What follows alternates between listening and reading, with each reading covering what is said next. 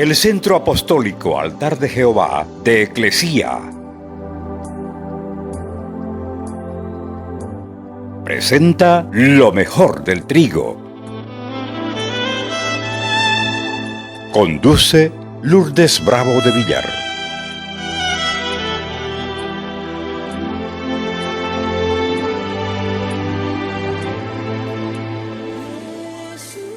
Efesios capítulo 5, del verso 25 al 27. Mire cómo Dios es tan claro en la palabra. ¿Qué es lo que dice aquí? Cristo dice, amó a la iglesia y se entregó a sí mismo por ella. ¿Por quién se entregó Cristo? Por la iglesia. ¿Y cuál es la iglesia? Todos los creyentes. Cristo amó a todos los creyentes, que es la iglesia, y se entregó a sí mismo por la iglesia, por todos los creyentes. Pero hubo un motivo para hacerlo, y el motivo es santificar la iglesia, que son los creyentes, habiéndola purificado en el lavamiento del agua de la palabra, a fin de que, de presentársela a sí mismo, una iglesia gloriosa, que no tuviese mancha ni arruga ni cosa semejante, sino que fuese santa y sin mancha. Uno de los efectos de la palabra de Dios es limpiar, santificar. Por eso es que hay varios puntos que son tan importantes en estos versos que merecen un estudio detallado. Porque no solamente llaman nuestra atención, sino que van a traer a nuestra vida revelación. ¿Cuántos quieren recibir revelación? Dígale al Señor, Señor, estoy en tu casa y quiero recibir revelación. Hay dos procesos, uno de limpieza y el otro de santificación. Y los dos están estrechamente unidos sin ser idénticos. ¿Cómo se diferencian? Bueno, la diferencia está en que el que está santificado necesariamente necesita estar puro y limpio, pero lo que es puro y limpio no es necesariamente santificado en toda la extensión de la palabra. Dicho de otro modo, puede ser así. Es posible tener pureza o limpieza sin santificación, pero no es posible la santificación sin la pureza o la limpieza.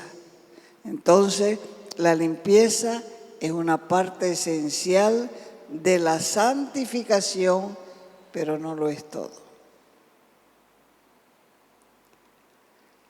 Volviendo a Efesios 5, 25 al 26, lo segundo es que el propósito definido y principal por el cual Cristo nos redimió, nos salvó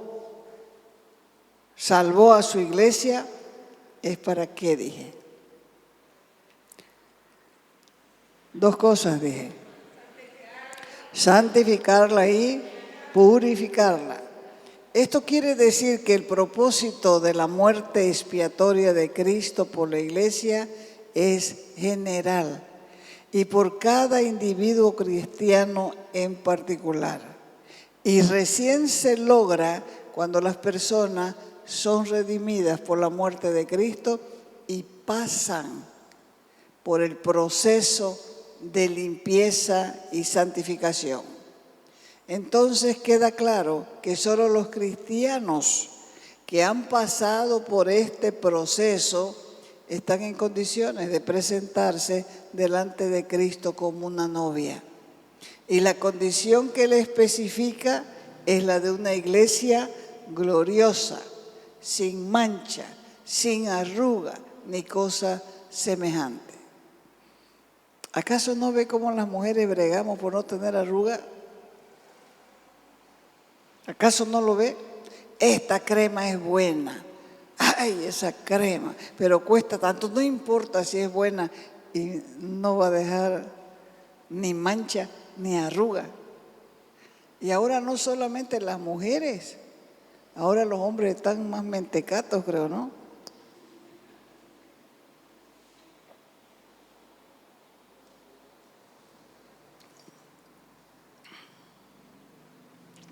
¿Qué más vemos?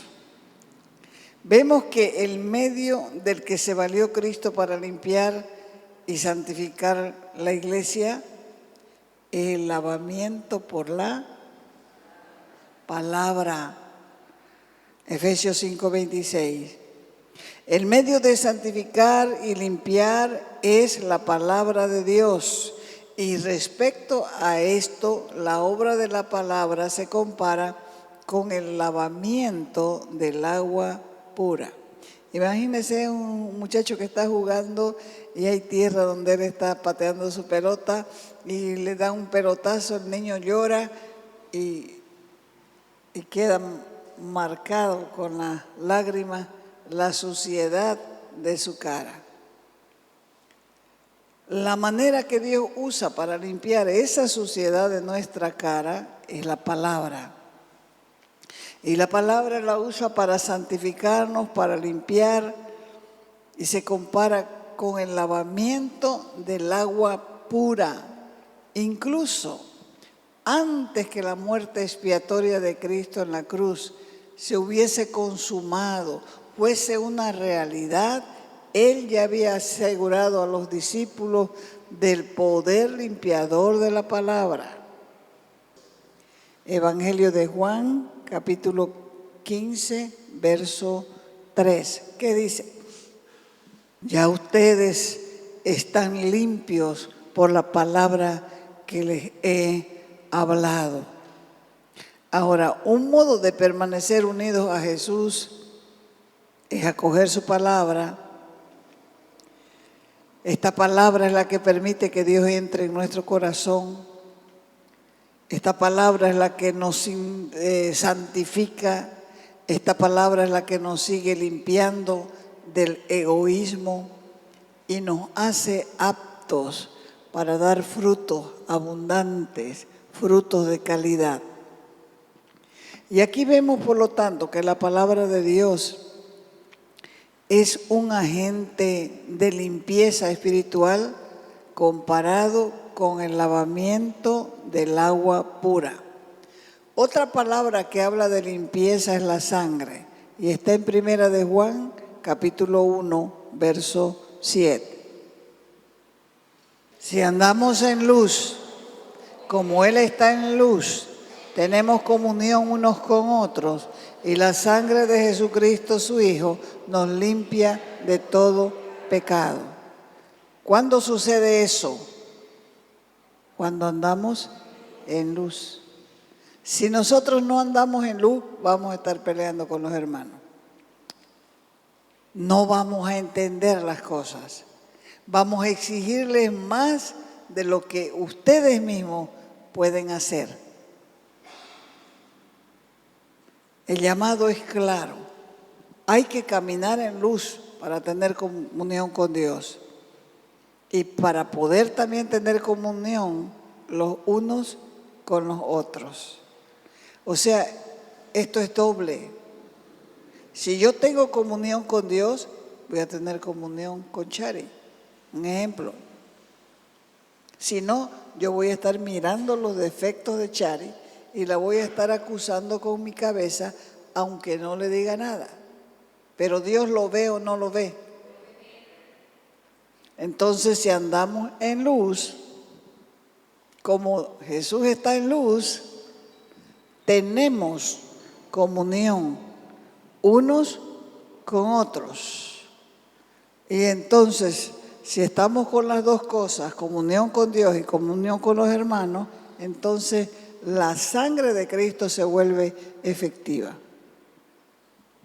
O sea que la sangre de Jesús derramada en la cruz para redimirnos del pecado tiene el poder para limpiarnos. El llamado es claro. Debemos caminar en la luz para tener comunión con Dios. Y debemos caminar en la luz para poder tener comunión entre los hermanos. Pero ¿qué significa caminar en luz si no soy perfecto, si tengo pecado? La Escritura dice que si no admitimos que tenemos pecado, ¿quién es el engañado? Nosotros mismos. ¿Cómo llego a ser un hijo de luz? ¿Cómo puedo caminar en la luz? ¿Cómo puedo disfrutar de la comunión con Dios y de la comunión con los hermanos? ¿Cómo? Cuidando un instrumento pequeño que nadie puede controlar, que se llama lengua. La lengua es rica solamente en la patasca. Después hace mucho daño, porque generalmente al ser humano le gusta acusar, pero no le gusta que lo acusen. Le gusta condenar, pero no le gusta que lo condenen. Dios es luz, entonces todo el llamado parte de la verdad de que Dios es luz. En Él no hay tiniebla alguna, en Él no hay pecado alguno. Para tener comunión con Dios debemos andar en luz, como Él está en luz, porque la luz es la base de nuestra comunión con Él. Y no vivir en la luz afecta negativamente nuestra relación con Dios, y amarle tiene que ver con guardar los mandamientos. El amor es la provisión de Dios para la limpieza espiritual, porque siempre incluye dos cosas: la sangre de Cristo y el lavamiento del agua de la palabra. Ninguno está completo sin el otro, porque Cristo nos redimió por su sangre para poder limpiarnos, para poder santificarnos con su palabra. Y Juan coloca estas dos grandes obras de Cristo asociándolas de forma íntima, declarando que Cristo no solo es el gran maestro que vino a exponer la verdad de Dios a los hombres, sino que también es el Salvador que vino a derramar su sangre para redimir a los hombres de sus pecados.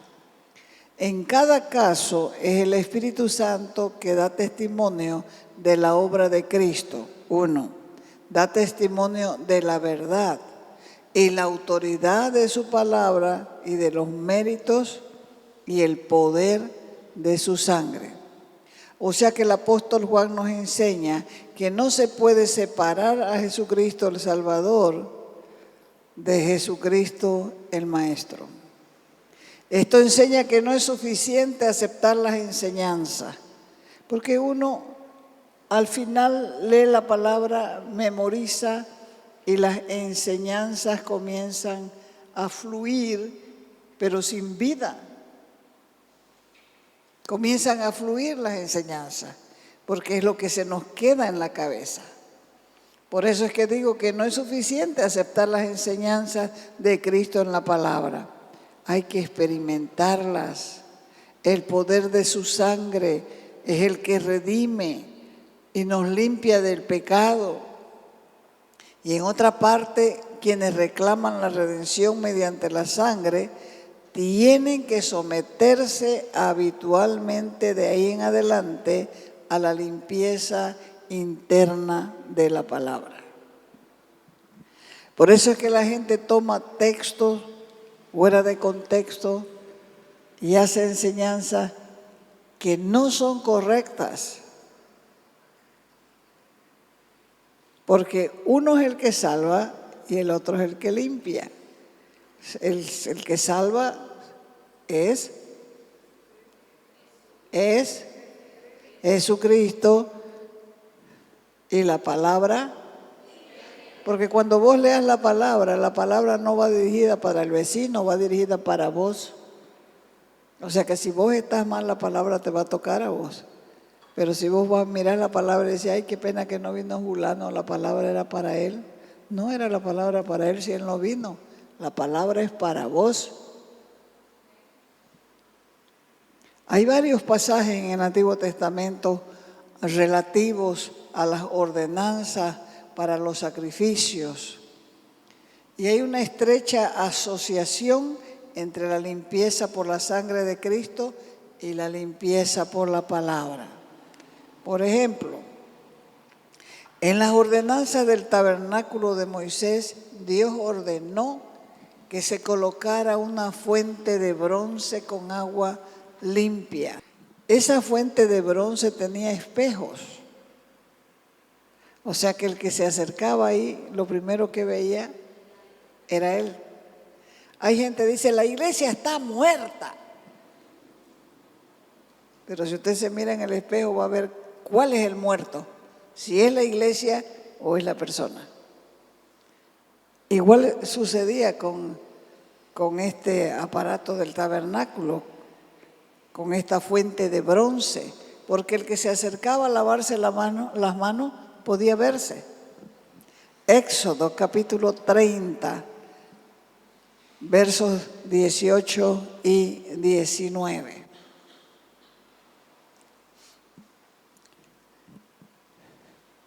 Fue una de las cosas que Dios le dijo a Moisés que haga. Le dijo, harás también una fuente de bronce, con su base de bronce. Esa fuente de bronce es para lavarse. La vas a colocar entre el tabernáculo de reunión y el altar.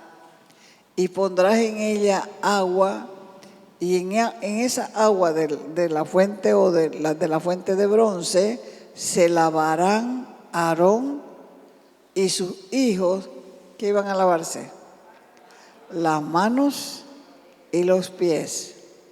Ahora, si aplicamos la figura al Nuevo Testamento, el sacrificio sobre el altar de bronce habla de la sangre de Cristo derramada en la cruz para redención del pecado.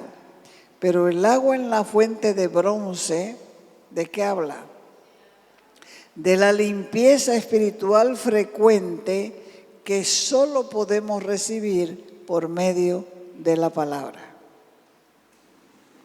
O sea, los dos son esenciales para el bienestar de nuestra alma.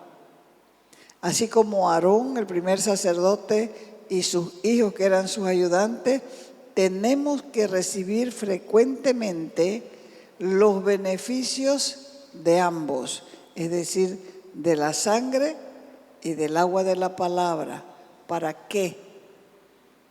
Hay un motivo por el cual Dios le dijo a Aarón que tenía que hacer eso. Para que no muramos. Para que no muramos. Entonces, eso fue lo que le dijo a Aarón, no te vas a acercar todo sucio, cochino así, a ofrecer un sacrificio. Vas a lavarte en la fuente de bronce, vos y tus hijos, para que no mueran. Entonces, después de observar el proceso de limpieza mediante la palabra de Dios, sigue el proceso de la santificación. Esa terminación, ificación, es común en muchas palabras en la Biblia y siempre indica la acción de hacer algo. Por ejemplo, clarificación denota la acción de clarificar. Rectificación, la acción de rectificar o enderezar. Purificación expresa la acción y efecto de purificar. Igual sucede con la palabra santificación, porque es una derivación del término santo, y santo es la otra forma de decir sagrado. Entonces, el significado literal de la santificación es la acción y efecto de hacer santo o sagrado. En el Nuevo Testamento menciona 5 funciones distintas relacionadas con la santificación. Primero, el Espíritu de Dios santifica. Segundo, la palabra de Dios santifica. Tercero, el altar santifica la ofrenda. Cuarto, la sangre de Cristo santifica. Y nuestra fe santifica. Segunda de Tesalonicenses, capítulo 2, verso 13. Dice, pero nosotros, ¿quiénes son nosotros? Nosotros. Pero nosotros debemos dar siempre gracias a Dios respecto a vosotros, hermanos amados en el Señor, de que Dios, escuche esta maravilla, os haya escogido desde el principio para salvación. ¿Cómo fue la elección? Mediante la santificación por el Espíritu y la fe en la verdad. ¿Cómo es que venimos nosotros a la fe? Creemos y damos el paso. Creemos y damos el paso. Y entonces comienza el proceso de santificación. Primero, eso le estaba diciendo Pablo a los tesalonicenses, pero Pedro dijo así, Primera de Pedro 1:2. Elegidos según el previo conocimiento de Dios Padre, en santificación del Espíritu, para obedecer y ser rociados con la palabra de Jesucristo, gracia y paz os sean multiplicadas. Mira ahí en su texto bíblico y encuentre los 3. Elegidos según el previo conocimiento de Dios, ¿qué? Padre.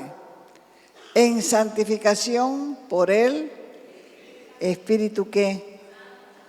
¿Para qué? Para obedecer y ser rociados por la sangre de Jesucristo. Los 3 trabajan para nuestra santificación. Así que tanto Pablo como Pedro mencionan la santificación por el Espíritu Santo como un elemento más de la experiencia cristiana. Cuando nosotros venimos a la fe, no es porque nosotros querramos venir, es porque Dios nos está atrayendo. Por eso dijo que Él nos atraía a la fe. No es que, yo quiero ser creyente, voy a ir. No, es Dios que está atrayéndonos. Porque si no, nadie puede ser salvo ni nadie va a querer las cosas de Dios. Lo han comprobado ayer, antes de ayer y ahorita. Las cosas de Dios no le gustan a la gente, pero las cosas del mundo le gustan, le encanta. Aunque ofenda a Dios, aunque ofenda a Dios. ¿Por qué? Porque le encanta. Lo metieron temprano como Lot a sus hijas. El Señor Jesús se refiere en Mateo 23:19 a la santificación por el altar cuando dijo a los fariseos. Pero Dios no era malo, no era malo, pero decía la verdad. Sí, a ver, léala en Mateo 23:19. Necios y ciegos. Porque ¿cuál es el mayor? ¿La ofrenda o el altar que santifica la ofrenda? Necios, ciegos. No les hablaba así. Les hablaba como ellos eran, necios y ciegos. Porque ¿cuál es el mayor? ¿La ofrenda o el altar que santifica la ofrenda? Él está ahí respaldando lo que ya se había enseñado en el Antiguo Testamento, que la ofrenda que se ofrecía en sacrificio a Dios, esa ofrenda era santificada. Esa ofrenda se convertía en una ofrenda sagrada, una ofrenda apartada, cuando al ser colocada sobre el altar de Dios. En el Nuevo Testamento cambia la naturaleza de la ofrenda y del altar, pero el principio permanece invariable porque el altar es el que santifica la ofrenda. Hebreos 10:29 dice: ¿cuánto mayor castigo pensáis que merecerá? ¿Quién? El que pisotee al Hijo de Dios y tenga por inmunda la sangre del pacto en la cual fue santificado y ofenda al Espíritu de gracia. Aquí el autor del libro de los Hebreos está examinando el caso de un apóstata de la fe, y el pasaje demuestra que el verdadero creyente que persevera en la fe es santificado por la sangre del pacto que él ha aceptado, porque la sangre del pacto es la sangre ¿de quién? De Cristo. Este proceso se resume así, como les estaba diciendo, que el Espíritu Santo inicia la obra de santificación en nuestros corazones, y la mente de cada uno de los que Dios ha escogido para sus propósitos oye la voz de Dios. Puede que a la primera vez la persona no quiera, pero no va a aguantar, porque la palabra es como martillo que quebranta la piedra. Entonces, conforme el corazón y la mente reciben la verdad de la palabra, y el Espíritu Santo les habla y revela el altar del sacrificio, separa al creyente de todo lo que le aparta de Dios y lo lleva a someterse y consagrarse sobre el altar. Hay 3 puntos principales que observar aquí. El primero, el poder de Dios. El poder de Dios nos ha proporcionado todo lo que necesitamos para la vida y la piedad. La provisión ya fue hecha. No necesitamos pedirle a Dios más de lo que Él ya nos ha dado. Solamente necesitamos aprovecharnos de la plenitud de lo que Él proveyó. 2, Dios nos da esta provisión completa. Es una provisión de promesas en su palabra. Y las promesas de Dios contienen de todo. Todo lo que nos resta a nosotros entonces es apropiarnos de las promesas y aplicarlas activamente mediante una fe personal. Y 3, el resultado de apropiarse y de recibir las promesas de Dios es doble. En su aspecto positivo, escapamos de la corrupción. Y 2, nos hace participantes de la naturaleza divina.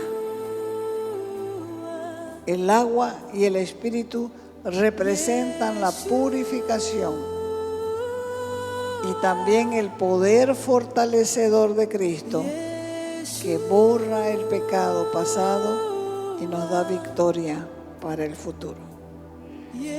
Si nosotros no entendemos eso, vamos a vivir tropezando con la misma piedra. Si nosotros no entendemos eso, vamos a vivir ofendiendo a Dios en cosas pequeñas y en cosas grandes. Pero si nosotros entendemos que esta palabra nos fue dada para limpiarnos continuamente, y la sangre de Jesucristo nos limpia de todo pecado, entonces aprendemos a caminar en la verdad. Te invitamos a nuestras reuniones los días viernes y sábado a las 6 de la tarde. Los domingos a las 10 de la mañana y a las 6 de la tarde. Calle Nicolás Suárez, esquina Félix Pinto.